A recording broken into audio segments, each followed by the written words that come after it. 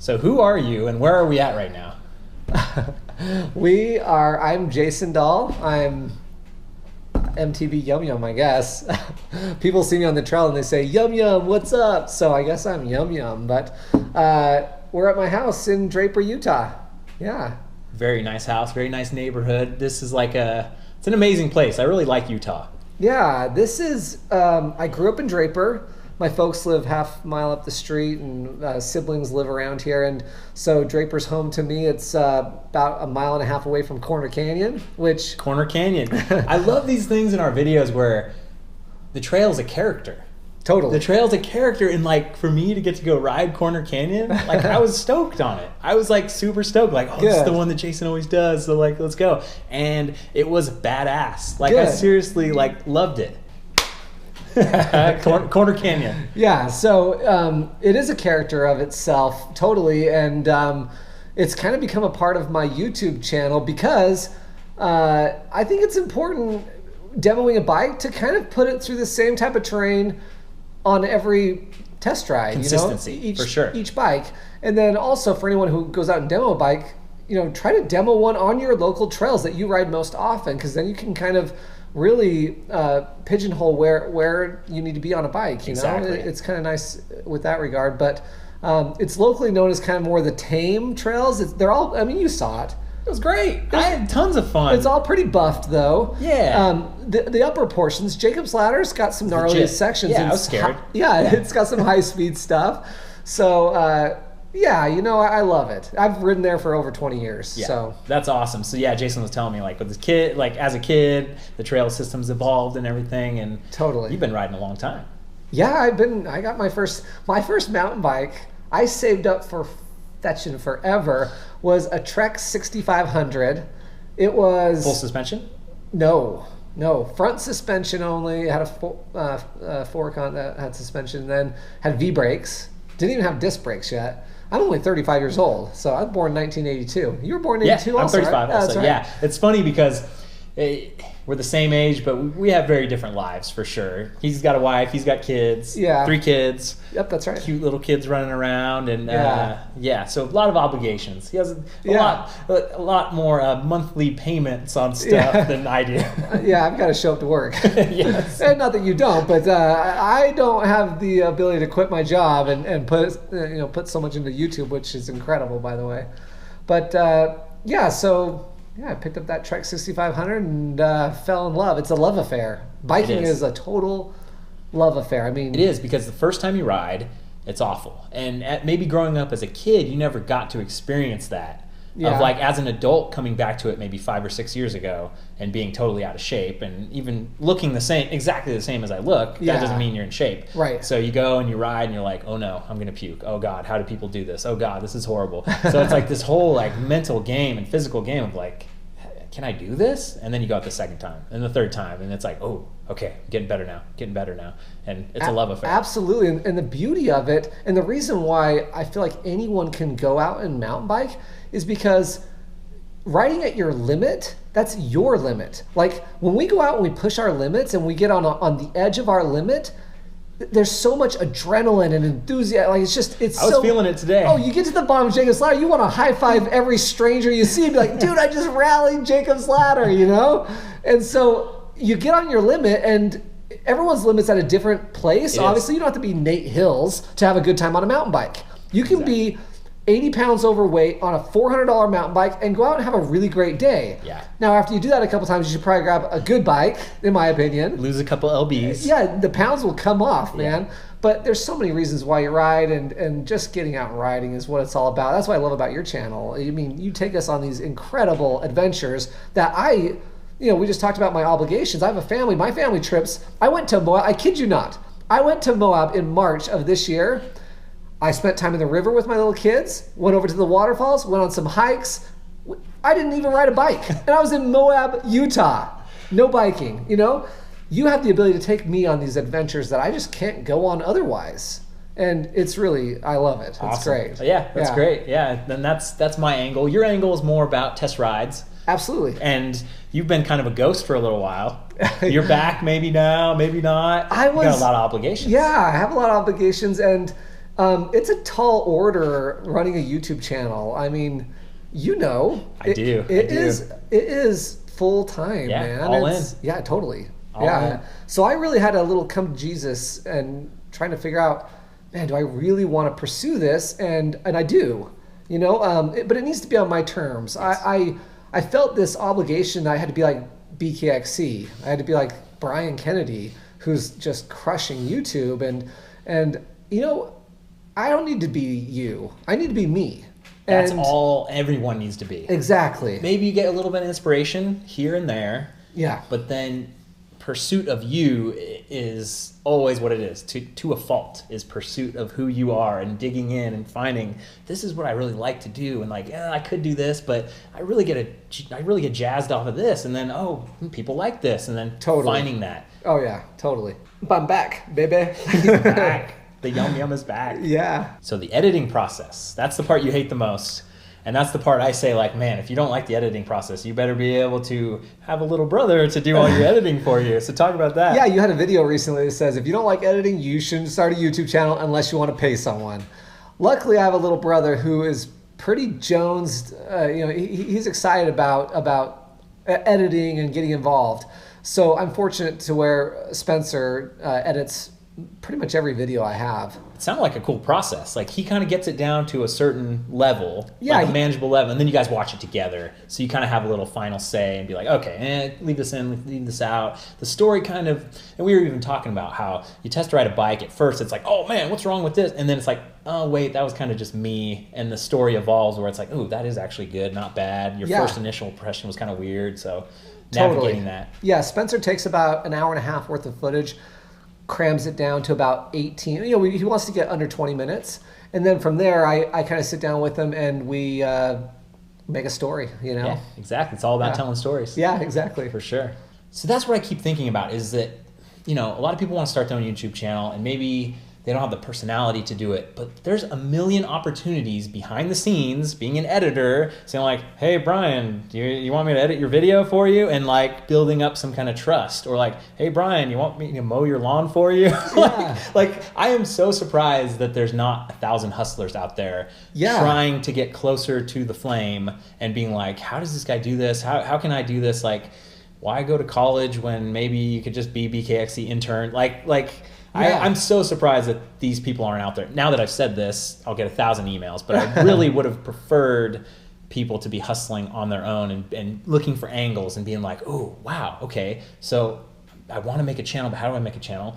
By finding someone that makes a channel. Totally. Hit up Seth, hit up Nate, hit up Alexander, hit up Yumyum, hit up everybody, and get closer to the flame. And this is just the very, very beginning of something that's going to be so big, and lots of opportunities out there. I totally agree, and I think you hit the nail on the head. I mean, I actually had a guy, so I reached out on a social media website for editing.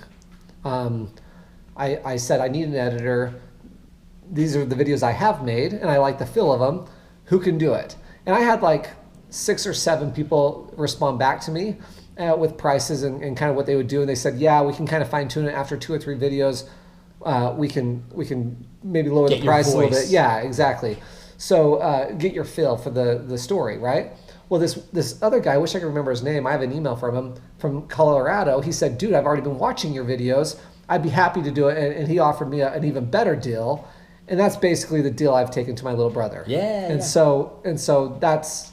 It's tough remote, though. That's the thing. Remote is very tough. It's definitely doable. I know of other YouTubers that do a whole remote thing. There's a program that you can upload, but it's like, hundreds of gigabytes of upload and all this other stuff. So being close to the fire is kind of where it needs to be. Totally, yeah. So how'd you start your YouTube channel? Like, where'd you get this inspiration? Why did you need to tell your story? Yeah, look, if it's not already apparent, I didn't want to start a YouTube channel, okay? You're dragged into it. I think that's self-evident at this point. I literally was reading on MTBR forums, I'm getting ready to spend $5,000 to $6,000 on a bike, and I need some content I can sink my teeth into. And I read through, and I hear conflicting reviews on a bike, and it's stressing me out because I'm about to spend this money. I want some opinions from some people. Dang it, it's a brand new bike. I want to know what people think about it.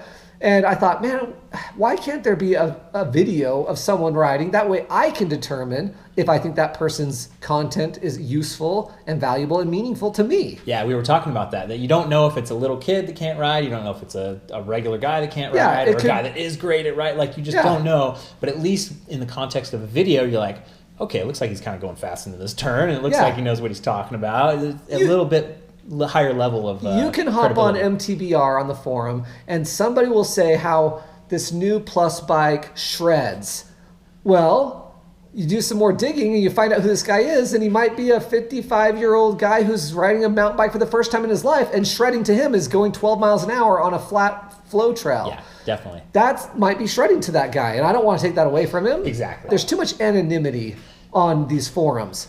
With so my yumyum, yes, planting the flag. That's right. For real life. Yeah, I would say I'm a decent rider. You know, I can. Yeah, he shredded for sure today. We rode today. That's why we're still in our riding clothes, and we rode a little bit, and we're gonna ride some more. Yeah. But this Jacob's ladder thing, like, they were going so fast, and I'm like, we're renting the new high tower and first ride, and so it's just like, ooh, it was great. Yeah, Jason's a great rider. So I know my way on a bike pretty well. And I thought, if people can see me riding, the speed, the terrain, and they can then decide, okay, this guy is as good as me or better than me or not as good as me. And they can just they have a measuring stick now. I thought, man, there needs to be a measuring stick. Yeah. And then I can really use that content and make it a part of my purchase.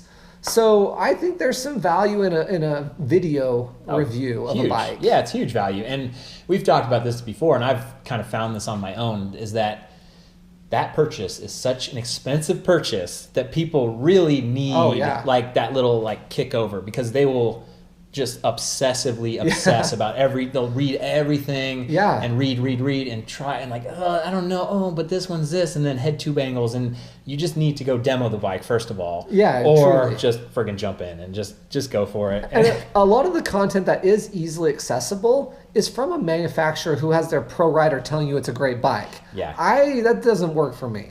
Like, I don't want the Trek guy telling me the Trek is the perfect bike. I don't want the Santa Cruz guy. Joey Trek doesn't want anything to do with that. The Treks are all fantastic. Exactly, yeah. So, and then also, I don't ride like a pro rider. You know, I'm not Sam Hill or Nate Hills or, I'm not these guys. I'm the dude who just, maybe a weekend warrior wants an idea of what a trail feels like or what a bike feels like.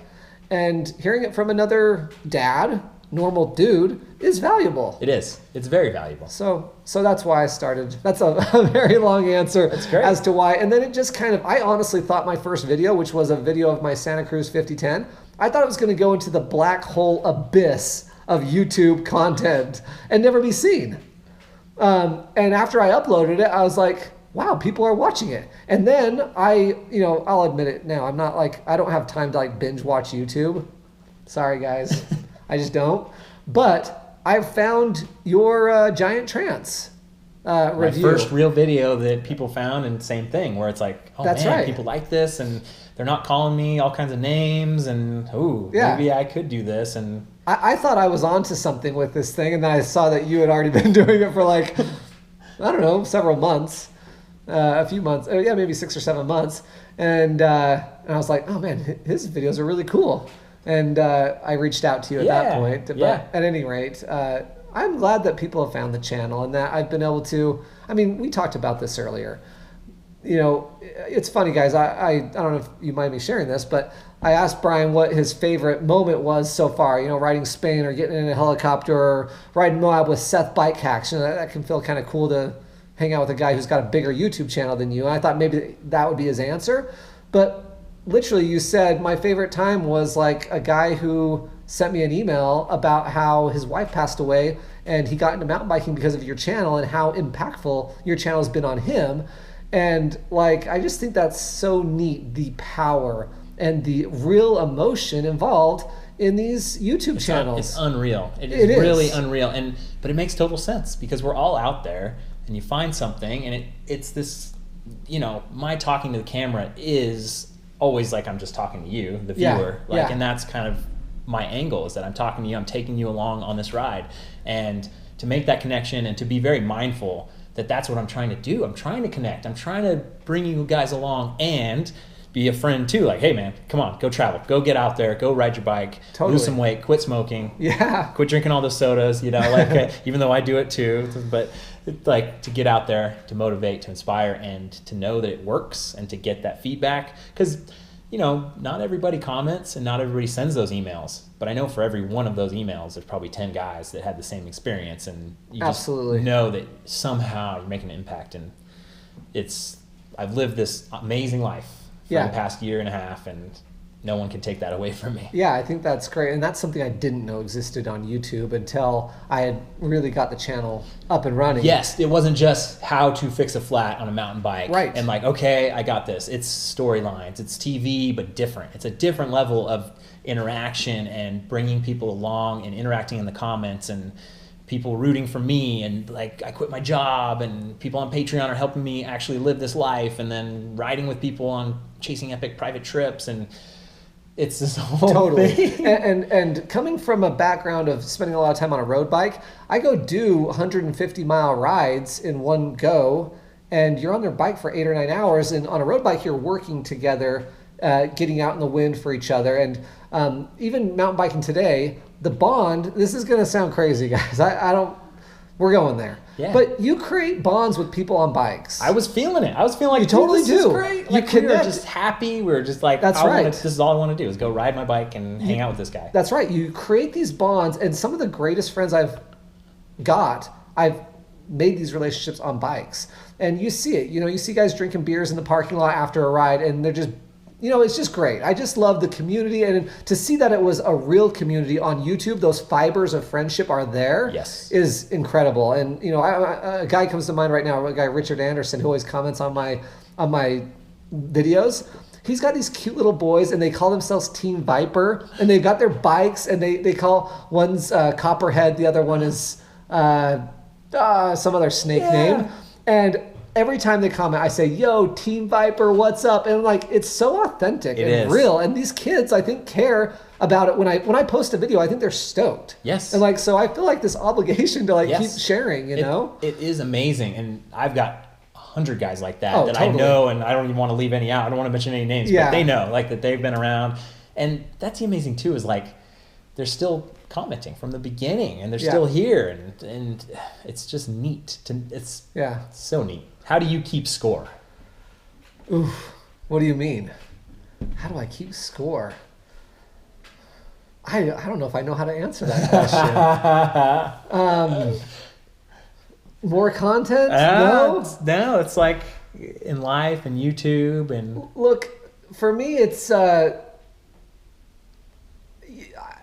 got insecurities like everybody else, They're as simple as when I post my YouTube videos, what does my voice sound like?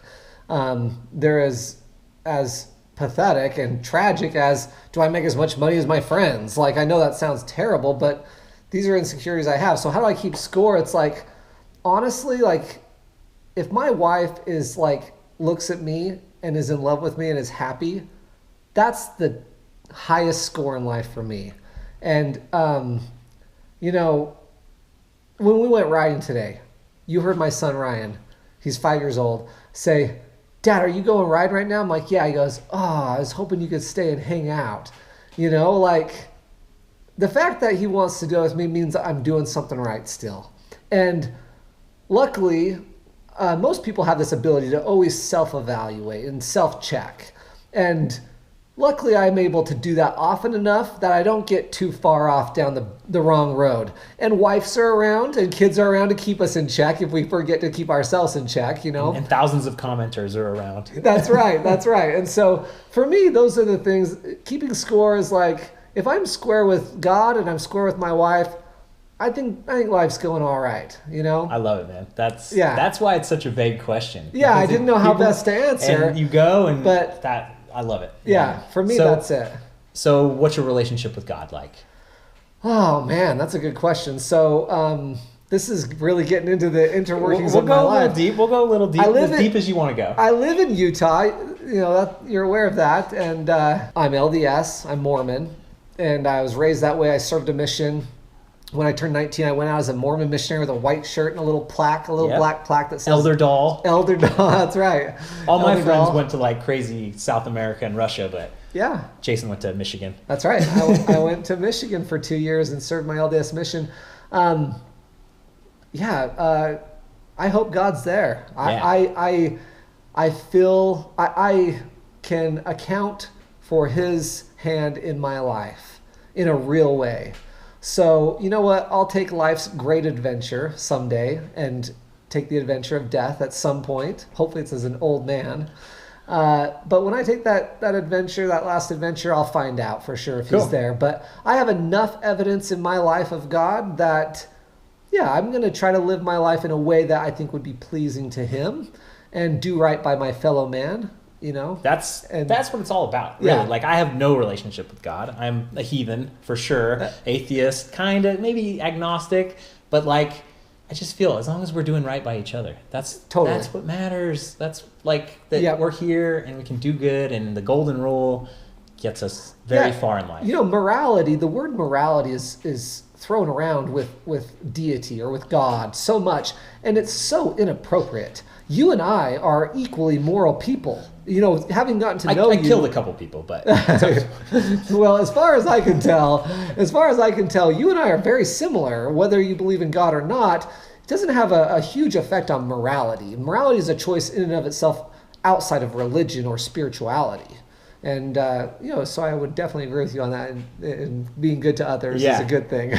All right, we'll veer off. We'll veer off there. That's deep enough. That's fine. All right. So, what do you do? What's the day job? I'm in sales. I work in the car business, in car sales. Yeah. Cool. Yeah, I've been doing that for about 8 years. Before that, I was in commercial real estate. And a buddy of mine opened a car dealership. It's really a small car dealership. It's just me and him. And, we sell 25 cars a month type of thing. I have a little old house. Both of us love mountain biking.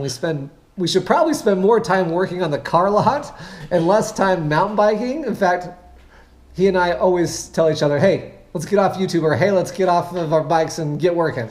That's great. So just two buddies making it work. Just the two of us hawking cars. Yeah, it's a great little place. We mostly sell like minivans and third row SUVs for families. Yeah, but it's great. It's a great way to live a life. It provides well for our family and gives us time to do the things we love, like mountain biking and spending time with family, When are you going to come ride with me again? Like, I feel like we can turn the cameras off, man. I just want to hang out with you. You're like, we're having a good time. I feel like this is like like I've known you forever. Of course, I've been watching your videos so long. But the same thing when I hang out with Alexander, the single track sampler. The first time, it was like, this is great. Awesome. Like, we found our people. Yeah, that's awesome. So yeah, it's going to start to get snowy here pretty quick and cold. I hate the cold, but today's friggin' awesome. Perfect. Fall weather, and like it's almost 70 degrees out there. We were sweating. Dirt was Jason good. took no water. I'm not going to let him down. Let him live down. I topped off before we went. Yeah, I don't know. What's next for you? I mean, where does BKC? Where does BKXC go from here? That's a good question. It's just more videos, more writing, and I've talked about this a little bit, but like, maybe some clothing, maybe a branded deal on this thing, or BKXC water bottles, or I'm always thinking, and always keeping my eyes open for those possibilities, because I think I have enough of a community, and if it's something I believe in and something I really, really like, and I'm like, hey guys, like this is cool, that I could easily launch something and it could be like a pretty cool thing. Yeah, the brand is already, in my opinion, of course I've been around since the beginning almost, the brand is there. Yeah. BKXC is certainly a brand at this point. It's amazing. Yeah. It's crazy to think that. And like a good logo and a good, presence and busting my ass every day, all day, like it has built to something. Totally. Do you think you get to the point where you have an editor who you trust, or Yes. do you want to stay more hands-on than that? No, if I could afford it, I would do it in a heartbeat. I don't know how much it would cost, and the whole rigmarole of like getting it, and it's going to be different. It wouldn't be exactly my tone. And like you were saying, the guy would need to, or the gal would need to watch a lot of videos and kind of see my voice and see my tone, and then see it. But it's possible, because all we have is our time. That's all right. we have is our time. And the more time I could spend on thinking of even more creative videos or doing other things, or actually mowing my lawn because it's crazy. Like actually, cleaning my house once in a blue moon. Like those things are important too. Yeah, totally. Huh, interesting. Have you ever been in a fight? Have I ever been in a fight? Oh my gosh. That's a yes. That's an interesting question. So I come from a family of 6 kids. Okay? So my older brother Brian is like 16 or 17 months older than me. So we were tight growing up, and we'd wrestle all the time and fight and stuff. And I could get the better of him from time to time, And one time I had him in a headlock, and he was just like fuming. And as soon as he got out, he punched me right in the face, like hard, like a real punch. And that's probably the only fight I've ever been in where I've been hit. I've never hit anybody in the face. Another time is in high school, people called me Little Doll. I was really, I kind of grew up when I was like 18 or 19 is when I started growing. So when I got my license at 16 years old, I was 4'10", like 95 pounds. And everyone called me Little Doll. My name's Jason Dahl. They called me Little Doll. And this kid, Matt, in volleyball class, was kind of doing this to me, kind of slapping me in the face but kind of hard. And so I was like, Matt, quit doing it. It's kind of picking on me a little bit. And so I slapped him back, and he hit me even harder. And so I hit him as hard as I could. I ended up hitting him kind of in the ear, kind of because he turned. I hit him as hard as I could, and he could have beat the crap out of me. He's bigger than me. But I was so sick of him doing this, And so he gets hit and he goes, Doll, I'm just messing with you. And I was like, well, then stop it, man. And so I guess that's the only time I've ever been in a fight, I guess. But no, I'm too little to get into a fight. I probably got some of my friends in fights with other people because they're a bit bigger than me. But no fighting for me. Yeah, why, have you been punching people? All the time. I beat people up all the time. Do you? It's great. You look like you do. Yeah, watch out. You're all bulky. No, the first thing you said was like, oh man, you look smaller in person. You do. You're smaller in person. You look all bulky and like ripped. You are ripped, but the guy's only like 155 pounds. It's all the camera. Yeah, you look a lot bulkier on the camera. But have you punched somebody? No, never. I've never been in a fight. No stories. No great stories. Well, I don't have any great stories, but those are my 2 stories that I can think of. Dude, that was great. This was a great conversation. This is exactly what I want this to be. So this is like my second interview. I interviewed Tess from Dusty Betty before this, cool. And I just love these honest conversations because I think people always want to know little tidbits, a little bit more about us. And we can't share everything. We have to keep some things to ourselves, but it's fun to get a little bit more out there. Who are the people that hit the thumbs down? Who are these people? There's 9 of them. There's 9 of them on my videos. I don't know who they are. I've never thumbed down anyone's content. Like, what message is it sending? Exactly. They don't agree with the content? They don't like it? It doesn't make any sense to me. We'll never know. They should just make a comment. Exactly. I don't like your video because. That way I can make a better video. It drives me crazy. It's true. You don't let it get to you, do you? Oh, it gets to me. Big time. Does it? Yeah. I shouldn't even say that it gets to me, but it does. We're all human. By saying that it gets to us, we're going to get more now. Yeah, exactly. Oh, hey, great. Hey, little doll. That's right. People are going to start heckling me on YouTube now. Definitely. That's the life we've chosen. Yeah. We've chosen. All right. Thanks for watching, you guys. I'll see you on the trail.